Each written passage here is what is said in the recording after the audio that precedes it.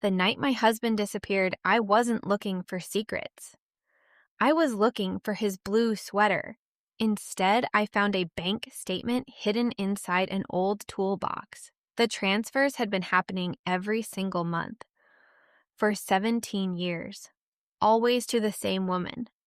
I thought I was about to uncover an affair. I was wrong. The truth was far worse, and by the time I understood who she really was, my marriage was already over.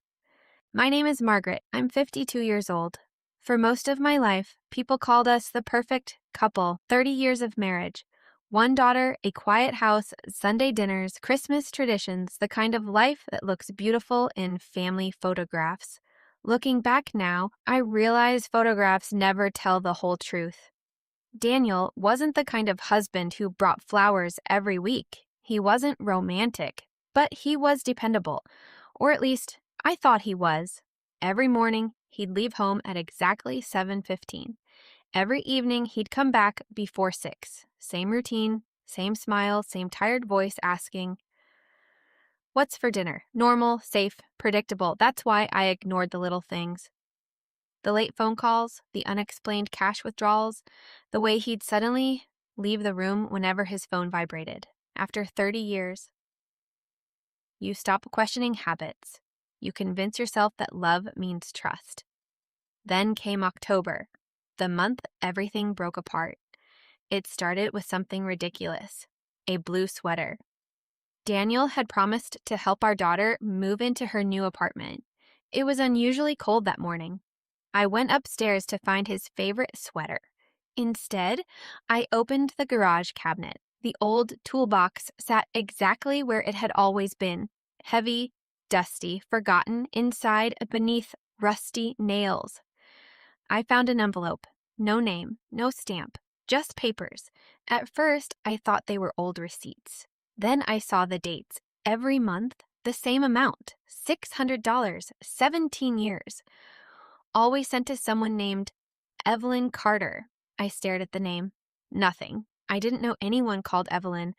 My first thought, mistress. Second, family, secret child. Every terrible possibility arrived at once. I wanted to confront him immediately. I almost did. Then something stopped me. If he'd hidden this for 17 years, he wouldn't tell the truth after 17 seconds. So I put everything back exactly where I'd found it. That evening, I watched him differently. He laughed during dinner, asked our daughter about work, complained about traffic, perfectly normal. It made me angry. How could someone lie so calmly? Later that night, at 2:17 in the morning, I woke up. The bed beside me was empty. I heard whispers downstairs. Not loud enough to understand, just enough to know. He thought I was asleep. I stood at the top of the stairs, my heart pounding so loudly, I thought he'd hear it. Then I heard one sentence. "I promise I'll fix this." Silence. A pause. Then, she could never know. The next morning, he acted like nothing had happened, but something inside me had changed forever. For the first time in 30 years, I wasn't his wife. I was someone investigating a stranger, and I had no idea that the name Evelyn Carter would lead me to the darkest truth our family had ever buried. For the next 3 days, I said nothing to Daniel, not because I had forgiven him, not because I trusted him. I was simply afraid. Afraid that if I asked the wrong question, I would lose the only chance I had to discover the truth. Every time Daniel left the room, I wanted to follow him. Every time his phone rang, I watched his face. And every time I saw the name Evelyn appear in my mind, I felt the same strange pressure in my chest. Who was she? Why had Daniel been sending her $600 every month? And why had he told someone on the phone that I could never know? On Thursday morning, Daniel told me he needed to go into the office early. He kissed my forehead before leaving. That small gesture almost broke me, because for 30 years, that kiss had meant love. That morning, it felt like a lie. After he drove away, I went upstairs. I opened the drawer beside his bed. I had never searched through his things before, not once in 30 years. There was something humiliating about it. I felt like I was becoming a person I didn't recognize. But then I remembered the envelope. 17 years, $600 every month. Someone had been living inside my marriage without me knowing. I opened his drawer, old watches, receipts, a few photographs. Nothing unusual. Then I found a small black notebook. My hand started shaking. I opened it. Most of the pages contained numbers, dates, amounts, names. I turned page after page. Then I saw it. Evelyn 600 again and again and again. But beneath the name was something I hadn't noticed before. An address.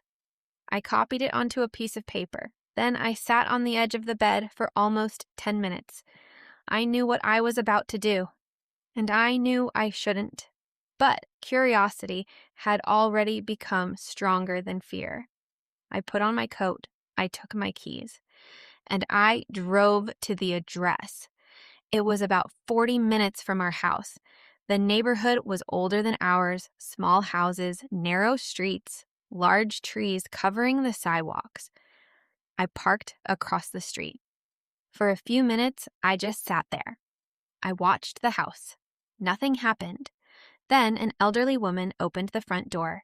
She was probably in her 70s, gray hair, blue cardigan.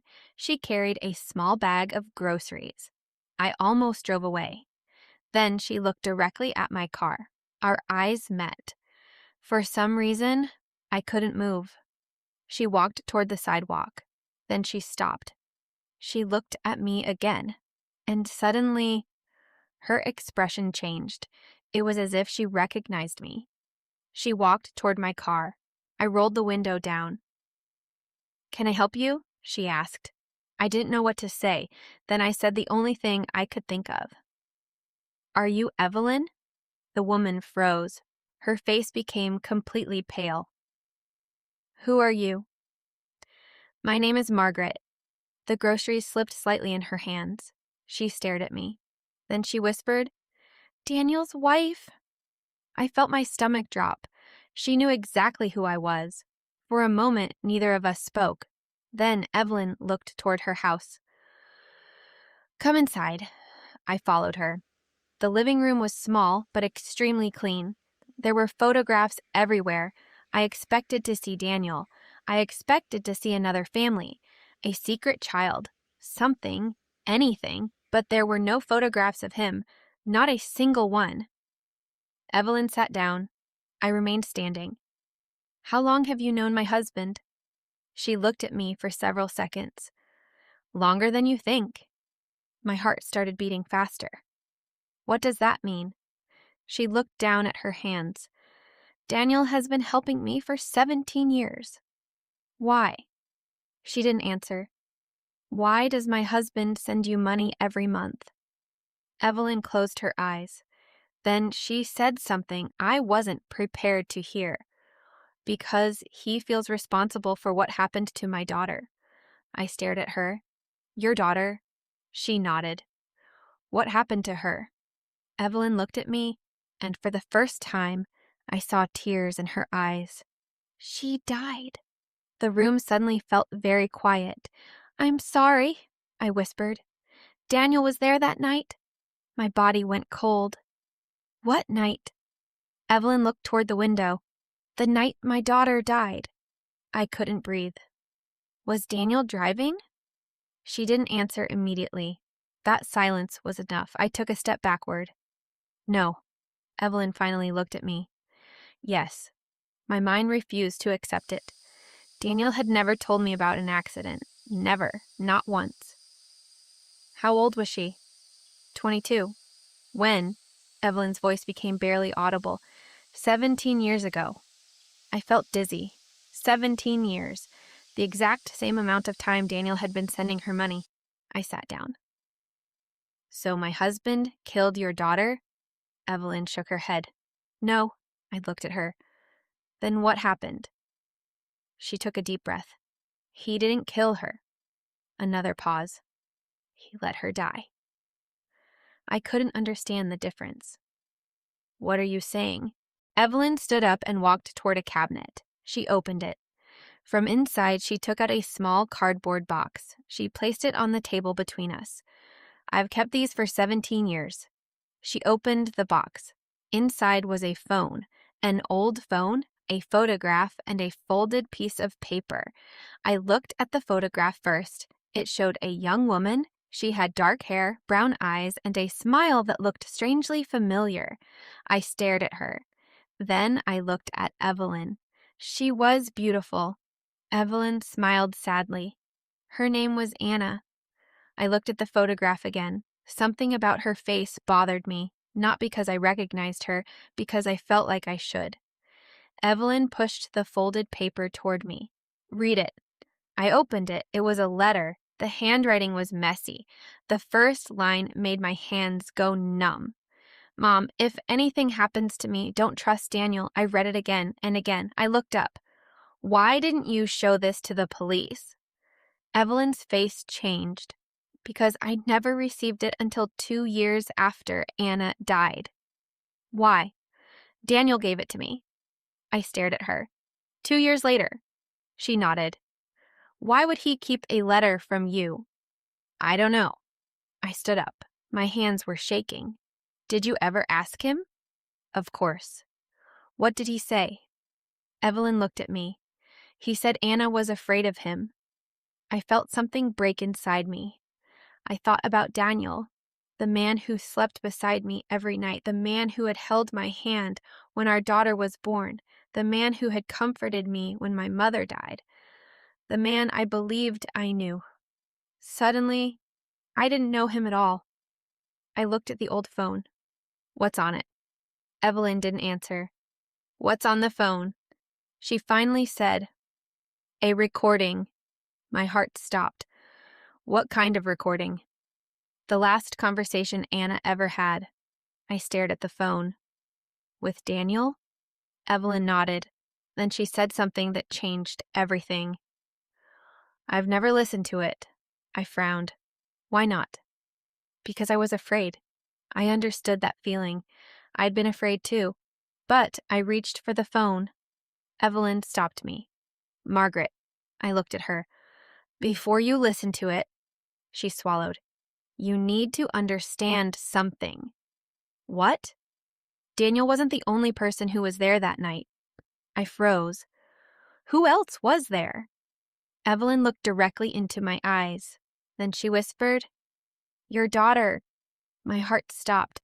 My daughter? Evelyn nodded. Anna called me that night. She told me she was meeting Daniel. She also told me she was bringing someone with her. Someone she trusted. I couldn't speak. Evelyn opened her mouth to say the name, but before she could, my phone started ringing. I looked at the screen. It was Daniel. For several seconds, neither of us moved. Then I answered. His voice was calm, almost too calm. Margaret? Yes. Where are you? I looked at Evelyn, then at the old phone on the table. I went for a drive. There was silence. Then Daniel said something that made my blood run cold. Don't go looking for Evelyn. I couldn't breathe. He knew exactly where I was. And then he added, because if you find out what happened 17 years ago, his voice became quieter, you'll never forgive our daughter. The call ended. I looked at Evelyn. She was crying, and suddenly I understood. This wasn't only about Daniel, it was about my daughter too, and whatever happened 17 years ago. My family had been hiding it from me all these years. For several seconds after Daniel hung up, I couldn't move. I stared at the phone in my hand.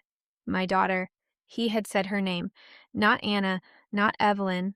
My daughter. The woman I had raised.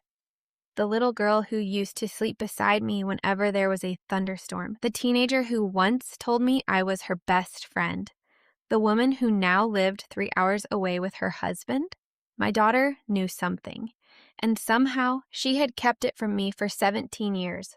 I looked at Evelyn. Tell me everything. She wiped the tears from her face. I don't know everything. Then tell me what you know. She looked toward the old phone. Anna called me at 11:43 that night. She was crying. She said she was scared. I swallowed. What did she say? Evelyn hesitated. She said she had found out something about Daniel. What? I don't know. She never told you? No. Then why was she meeting him? Because she thought he was going to tell her the truth. I felt confused. What truth? Evelyn shook her head. That is the part I've never understood. She handed me the old phone.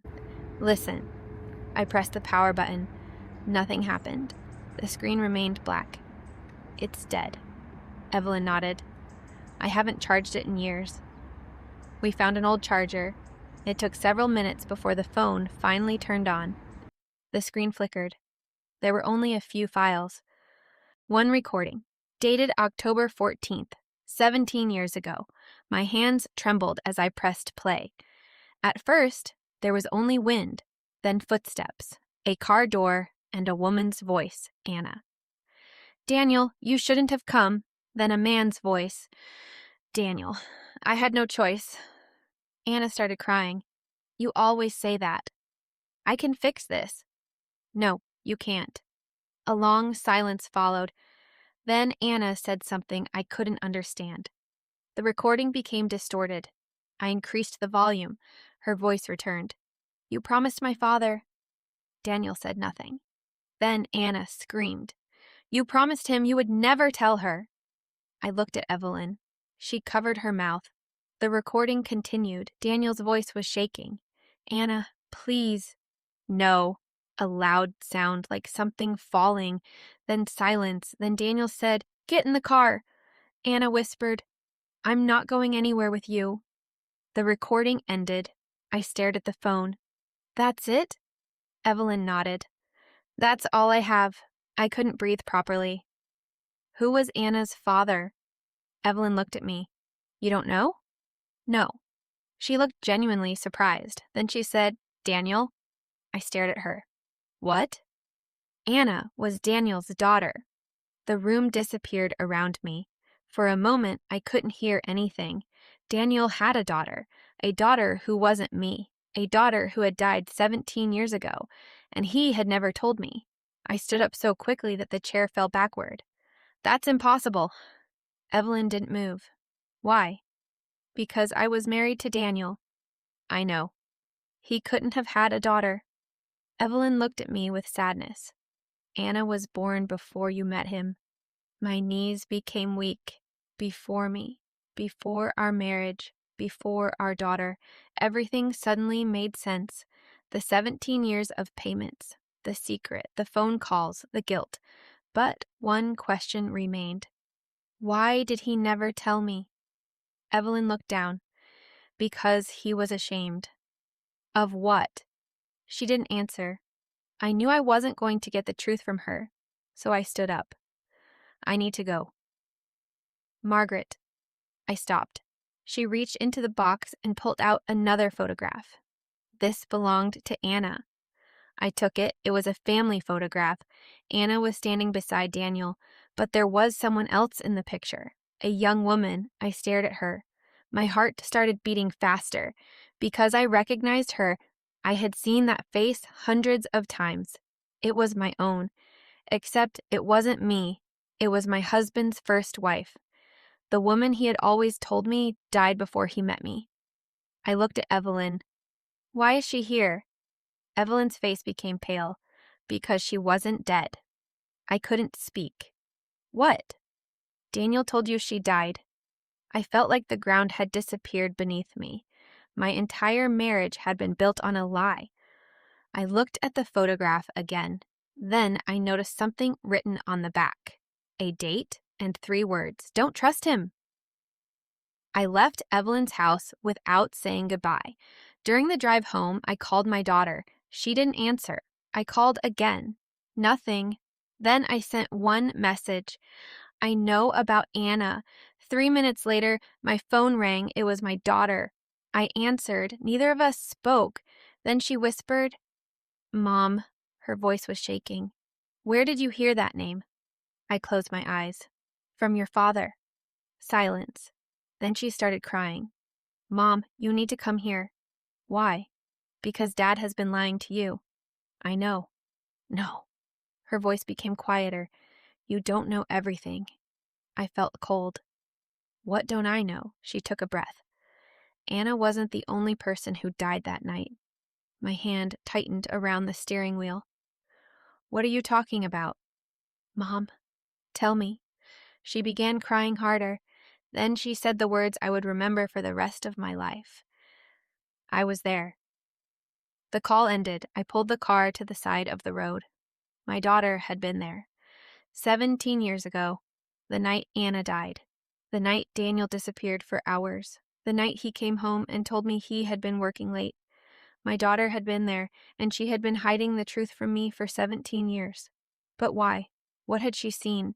And what had Daniel done that night that made both of them so afraid to tell me? I started the car again. This time, I wasn't going home. I was going to find my daughter, and I was finally going to hear the truth. By the time I reached my daughter's house, it was almost midnight. The lights in the living room were on. Her car was in the driveway. I parked behind it and sat there for a moment. I didn't know what frightened me more, hearing the truth or discovering that I had spent 17 years believing a lie. I knocked. No answer. I knocked again. Finally, the door opened. My daughter stood there with red eyes. She had been crying. "Mom." I walked inside. She closed the door behind me. For several seconds, we simply stared at each other.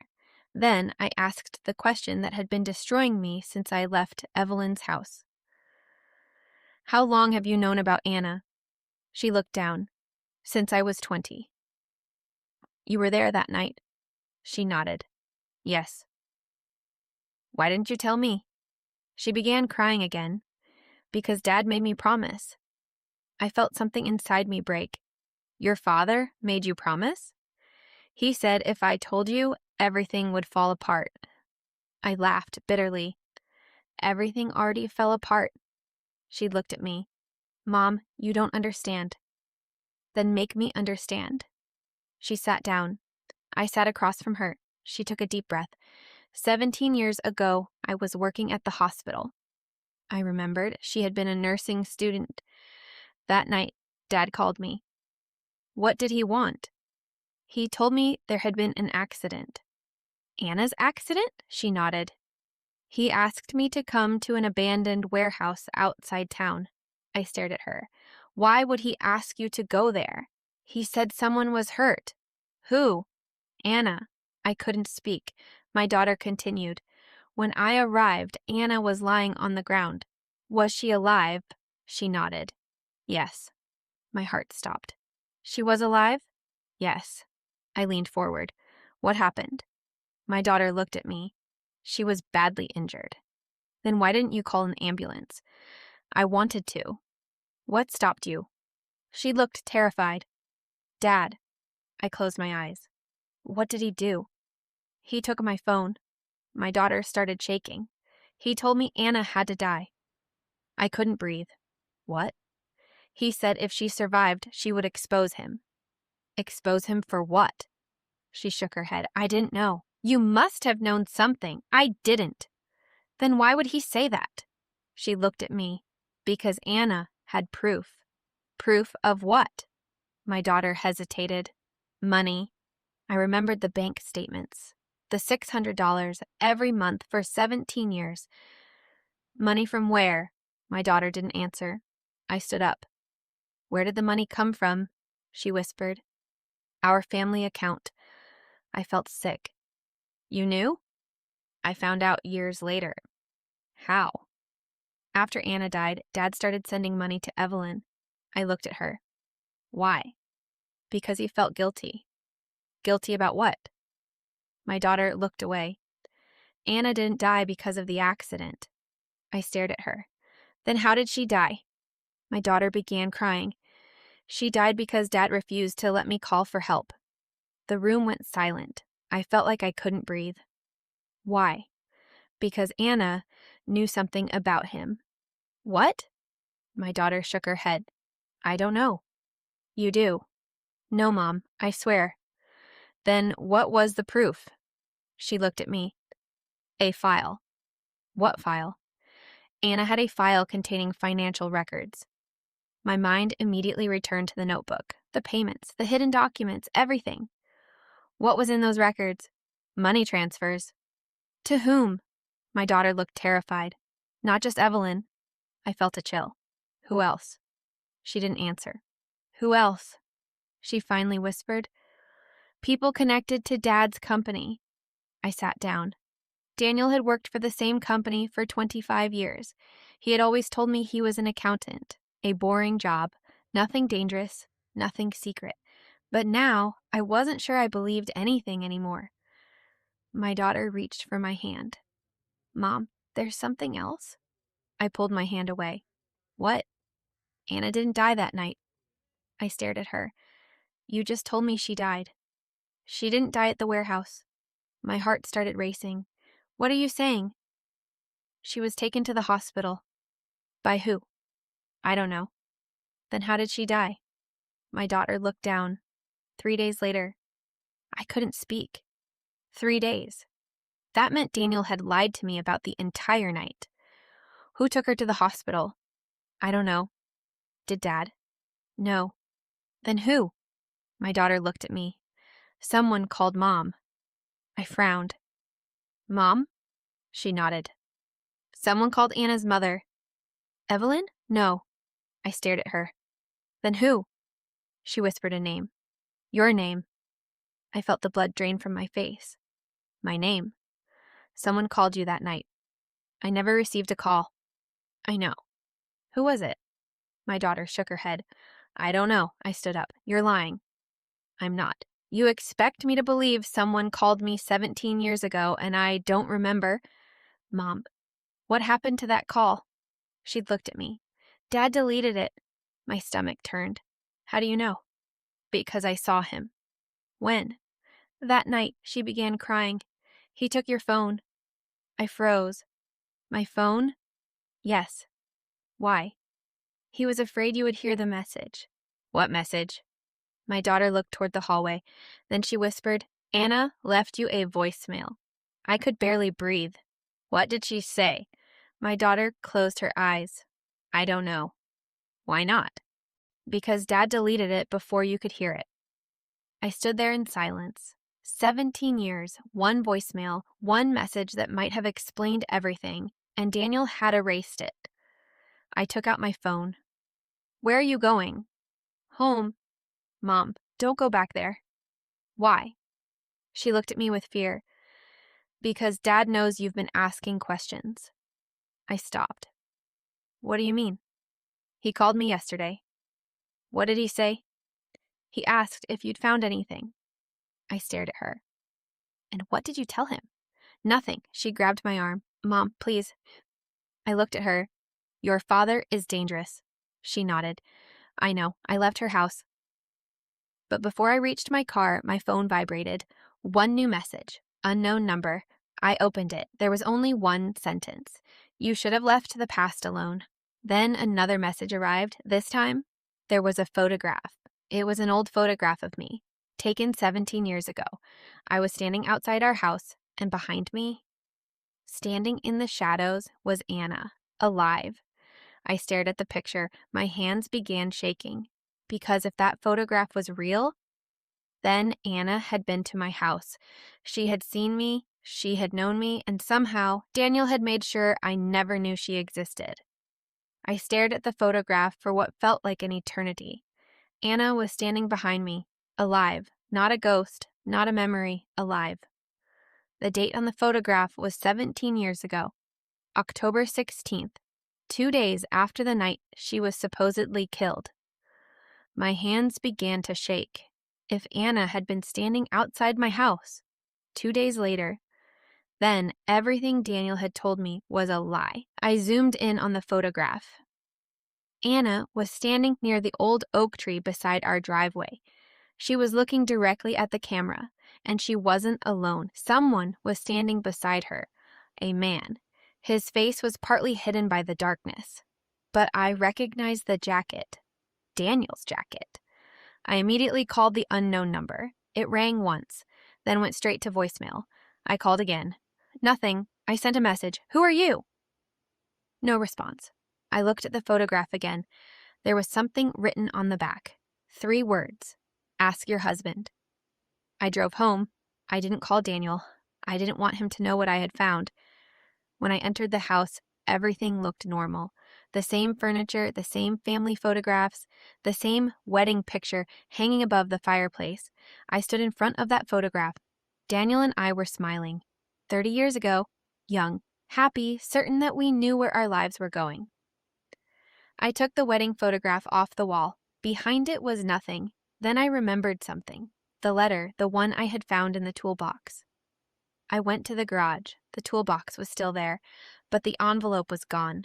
My heart sank. Daniel had found it. He knew I'd been searching. I searched the garage anyway. Nothing. Then I noticed the floor near the workbench. A small piece of paper was lying there. I picked it up. It was torn from the notebook. There were only 4 numbers written on it. 10, 16, 03, 27.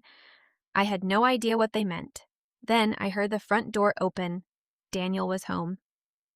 Margaret? I froze. His footsteps moved through the hallway.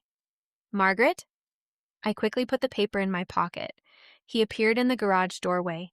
He looked at me. Then he looked at the open toolbox. His expression changed.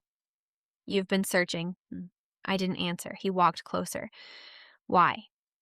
I stared at him. Who is Evelyn? He didn't move. Margaret. Who is Anna? His face went completely pale. For the first time in 30 years, I saw fear in my husband's eyes. Not guilt, not anger, fear. He sat down. I was hoping you'd never find out. Find out what? He looked at the floor. Everything. I waited. Finally, he spoke. Anna was my daughter. I know, he looked at me.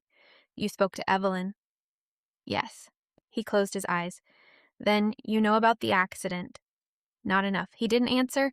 Was Anna alive after the accident? He looked at me. Yes. My heart broke. Why didn't you tell me? I was afraid. Of what? Of losing you, I laughed. You already lost me. He looked away. Anna had evidence. Evidence of your financial crimes? His eyes widened. Who told you that? My daughter. He became silent. Then he said, Your daughter doesn't know everything. Neither do I. He looked at me. There's something you need to understand. What? Anna wasn't innocent. I felt anger rising inside me. Don't you dare. She was blackmailing me. About what? I don't know. You don't know? No. Then why were you paying her mother? Because Anna had a child. I froze. What? Daniel looked at me. Anna had a son. The room became silent. Where is he? I don't know. You're lying. I'm not. Then why did you send Evelyn money? Because she was raising him. I stared at him. Where is this child? Daniel didn't answer. Where is he? Finally, he whispered, He's here. My heart stopped. Here? In this city? Who is he? Daniel looked directly at me. You know him. I stepped backward. No. You've met him. Who? Daniel's voice became barely audible. Your daughter's husband. I felt as though the entire world had stopped. No. He nodded. Yes. I couldn't speak. My daughter had married Anna's son. My daughter had married her half-brother. I covered my mouth. You're lying. I wish I were. I walked out of the garage. My hands were shaking. My mind couldn't process it. I called my daughter. She answered immediately. Mom? Is your husband with you? Silence. Mom, what's wrong? Where is he? He's at work. Does he know about Anna? Another silence. Then she whispered, Yes. My heart sank. How long? Since before we got married. I closed my eyes. You knew? No. Then when did you find out?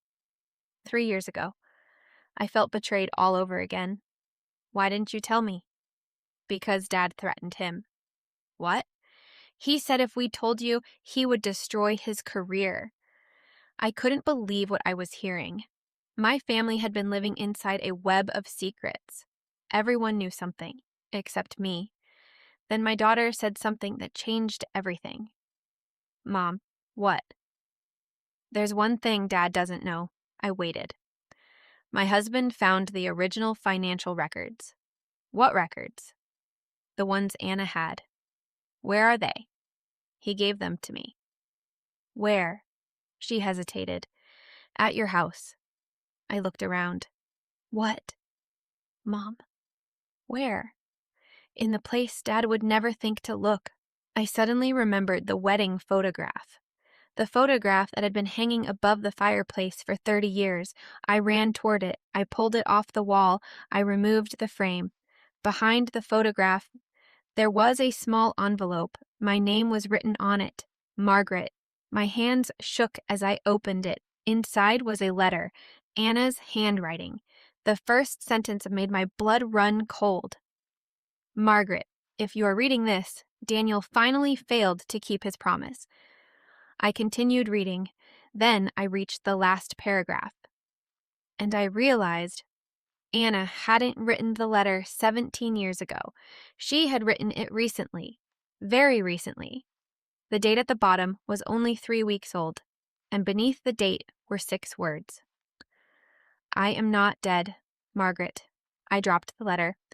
Someone was still alive, someone who knew everything, and someone who had been watching my family for 17 years. Then I heard the front door open. I slowly turned around. A woman's voice came from the hallway. Margaret? I knew that voice. I had heard it only once before, on an old recording. It was the voice of Anna, and she was standing in my house. I couldn't move. Anna was standing in my hallway. 17 years ago, I had been told she was dead. I had never seen her before, and yet I knew immediately that it was her. The eyes, the voice, the face from the photograph. She looked older than the woman in the picture, of course, but there was no mistaking her. She was alive. Anna? She nodded. Yes. I took a step backward. How? She looked at me with tears in her eyes. I've asked myself that question every day for 17 years. I didn't know what to say. Then I remembered the letter. I held it up. You wrote this? Yes. It says you're not dead. I know. Why did everyone tell me you were? Anna looked toward the front door. Because your husband wanted me to disappear. My heart tightened. Why? Because I knew what he had done. I stared at her. What did he do? She took a deep breath. Daniel was stealing money from his company. I had suspected something like that, but hearing it from her made everything real. For years, she continued, he moved small amounts of money through different accounts. He thought nobody would notice. How much? More than $2 million. I covered my mouth. $2 million. Our entire life suddenly looked different. The vacations, the house, the cars, the comfortable retirement Daniel always promised me. I didn't know how much of it had been bought with stolen money. But why did he send money to Evelyn? Because he felt responsible for me. You said he wanted you dead. He did. I stared at her. Then why did he pay my mother? Because he thought she knew where I was. I frowned. Where were you? Far away. Why didn't you come back? Anna looked at me. Because I was afraid. Of Daniel? She nodded. And of the police. Why? Because the night of the accident, I was the one driving. I froze. What? I was driving. She looked down. I was angry. I had just discovered what Daniel had been doing. I confronted him. He got into the car with me. We argued. I lost control. The car crashed. I remembered the recording. Daniel saying, "Get in the car." Anna continued. I survived. But Daniel panicked. He told everyone I had died. Why? Because he was afraid the police would discover the financial records. I shook my head. But my daughter was there. Anna nodded. She came to help me. She was 20. She was studying nursing. She knew I was alive. Yes. And Daniel threatened her. Yes. I closed my eyes. Everything finally connected. The secrecy, the money, the fear, my daughter's silence, Evelyn's grief, the photograph, the letter, all of it. But one question remained. If you were alive, why did you wait 17 years to come back? Anna looked at me. Because I wasn't ready. Then why now? She reached into her coat. She pulled out a small USB drive. Because I finally have everything. I stared at it. What is that? Proof. Proof of what? Everything Daniel did. Financial records, bank transfers, emails, voice recordings, everything. My hands started shaking. Why give it to me? Because you're the only person he never expected to turn against him. I looked at her. Where is Daniel? Anna's expression changed. He knows I'm here. I felt cold. What? He called me an hour ago. What did he say? He said if I came back, he would tell you the truth himself. I looked toward the front door. Then where is he? Anna whispered. On his way here.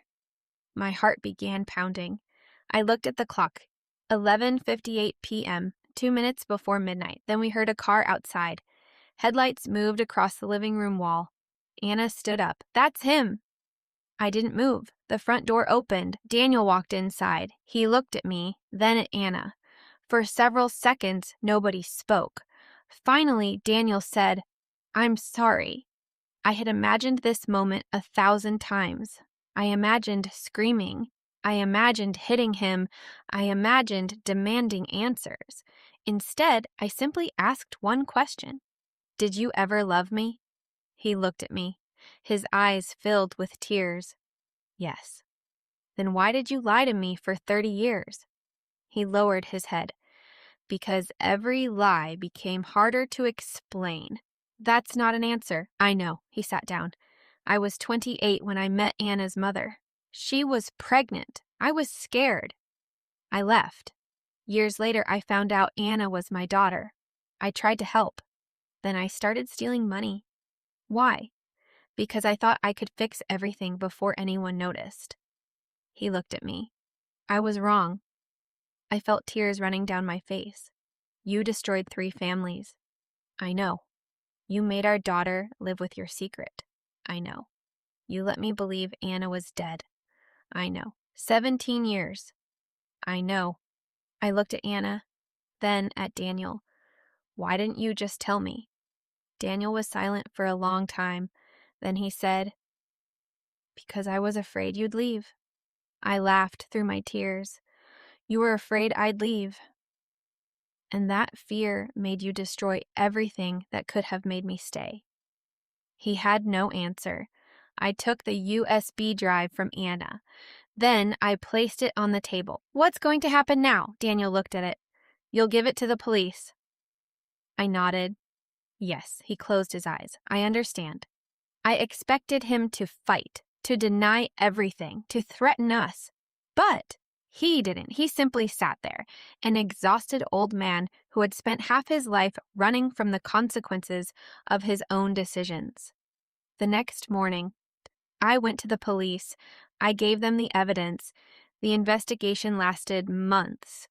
Daniel was eventually arrested. The company discovered the missing money. The accounts were frozen. The house was sold. Everything we had built together had to be divided and examined. It was painful.